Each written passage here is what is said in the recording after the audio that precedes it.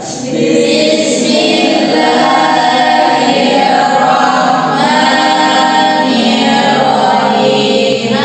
Amin.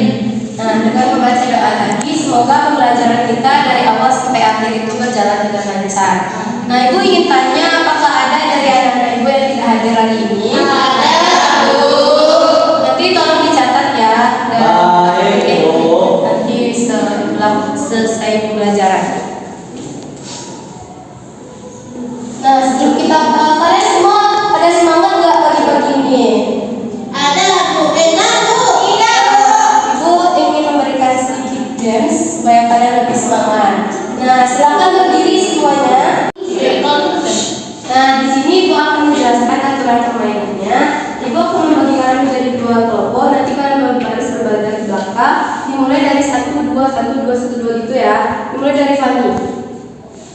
1, 2, 1, 2, 1, 2, 1, 2. Nah, kalian berdiri sesuai kelompoknya. Yang mana yang 1, yang mana yang 2.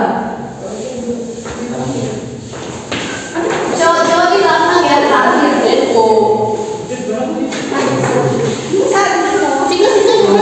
Ibu akan membacakan satu kata kepada teman yang di depan, lalu teman yang depan akan menyampaikan ke belakang. Nah, terakhir yang belakang akan menyebutkan di depan apakah betul kata yang dia dengar dari teman sebelumnya. Oke? Oke, Bu. Baik, Bu. Oh, Ibu.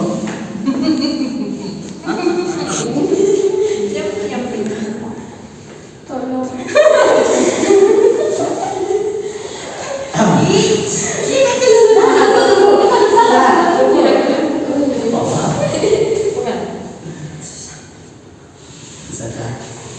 Bisakah? Nah, pada hitungan ketiga mulai ya. 1, 2, 3. Masalahnya kok cowok kan? Kuku kak. Itu dulu.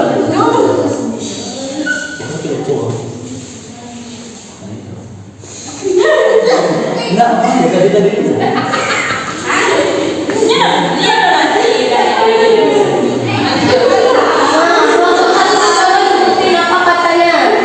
Kuku kaki, kuku kenapa aku?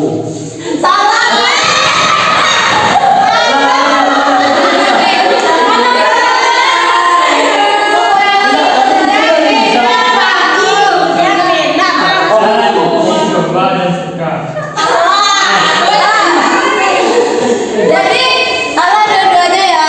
Bagi yang salah ini nanti akan menyimpulkan di akhir pembelajaran kita. Nah, sebelum Ibu masuk pada materi kita hari ini, Ibu ingin tanya kepada kalian semua, apakah masih ada yang ingat materi kita pada minggu kemarin?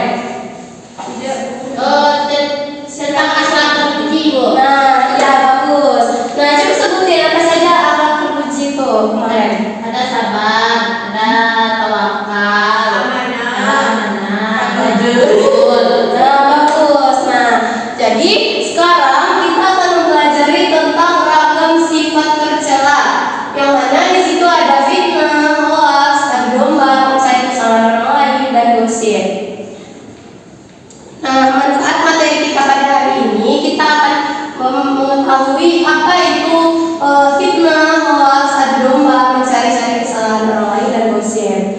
Nah, tujuan pembelajaran kita yaitu kita dapat tahu apa itu fitnah tersebut dan seragam sifat tercela lainnya, sehingga kita dapat menghindarinya dari kehidupan kita sehari-hari. Di sini kalian pernah nggak mengalami fitnah atau melihat seseorang difitnah dalam kehidupan sehari-hari secara langsung? Coba siapa yang berani menceritakannya? Nah, coba diceritain orang pengalamannya sehari-hari. Kadang ada teman itu, Bu, dia kehilangan barang, padahal dia sendiri yang lupa di bawahnya, Bu. Tapi gara-gara kita senyum, dikiranya kita. Ya, betul.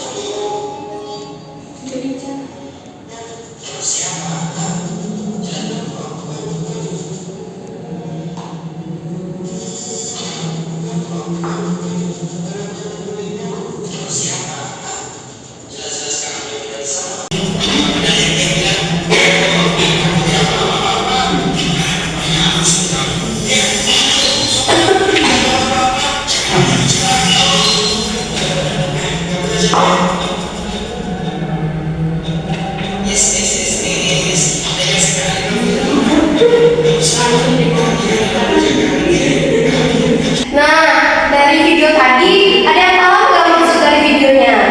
Bisa tolong bantu ibu menyampaikan apa makna dari video itu? Fitnah itu membawa akibat yang buruk. Bagus. Ya, fitnah itu tidak boleh dilakukan ya karena dapat merugikan orang lain. Dan dalam diri kita juga akan ada rasa nanti di mana kita akan menyesal. Fitnah. Nah, kalian pasti pernah dengar fitnah itu lebih kejam dari pembunuhan. Maksudnya yaitu kita pahami dulu apa itu fitnah.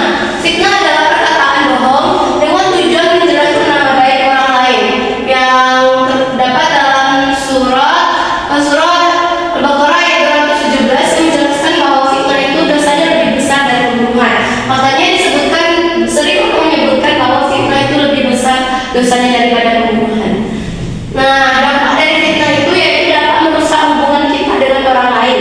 Hubungan baik yang awalnya terjalin dengan baik, karena fitnah itu tidak bisa kita menjalani hubungan yang baik lagi dengan orang yang kita fitnah itu.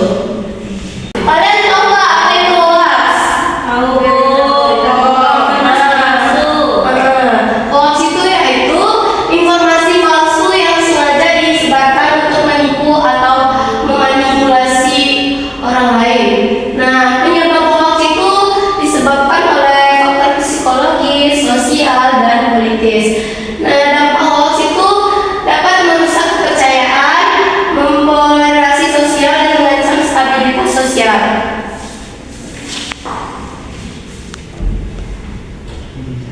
Nah, contoh hoax itu kayak misalnya seseorang menyebarkan informasi kayak kemarin yang sempat viral, akan ada gempa di 2024 yang sangat besar. Nah, maka masyarakat itu akan cemas kan.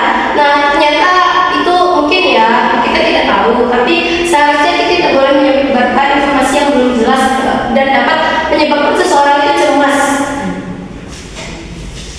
Nah, sifat menyebarkan hoax ini dapat dibenci oleh Allah karena dapat merugikan orang lain. Selanjutnya yaitu adu domba. Nah, kalian pernah diadu domba nggak sama orang lain? Nah, pasti kalian tidak suka kan saat kalian diadu domba oleh orang lain. Nah, itu merupakan sifat tercela ya. Nah, adu domba itu maksudnya adalah kita mengatakan atau menyampaikan perkataan kepada seseorang dengan tujuan untuk menghancurkan hubungan orang tersebut. Contohnya, misalnya Yola dan Siti berteman. Nah, lalu Rapisah datang menjelek-jelekan Yilma sehingga Yola tidak suka lagi dengan Yilma dan orang ini tidak berteman lagi. Itu termasuk adu domba ya. Iya, Bu. Nah, kita tidak boleh seperti itu agar hubungan kita selalu terjaga dengan baik. Nah, selanjutnya yaitu mencari-cari kesalahan orang lain atau tajassus adalah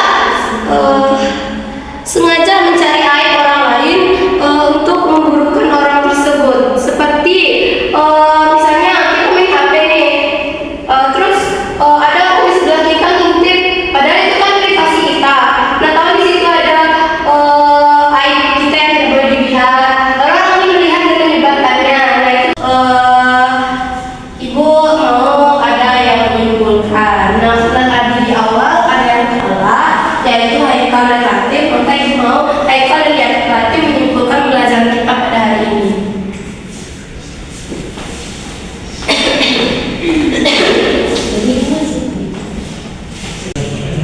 Ya Bu, terima kasih. Menyimpulkan pertama itu cara menghindari sikap tercela. Yang pertama introspeksi, yang kedua iman, yang ketiga husnuzon, dan yang keempat empati. Bagus ya, Haikal. Tepuk tangan. Yang dapat kita pelajari dari kami hari ini bahwasanya akhlak tercela itu ada banyak. Dan kita sudah membahas seperti ghibah atau gosip, kemudian namimah atau adu domba, kemudian ada yang namanya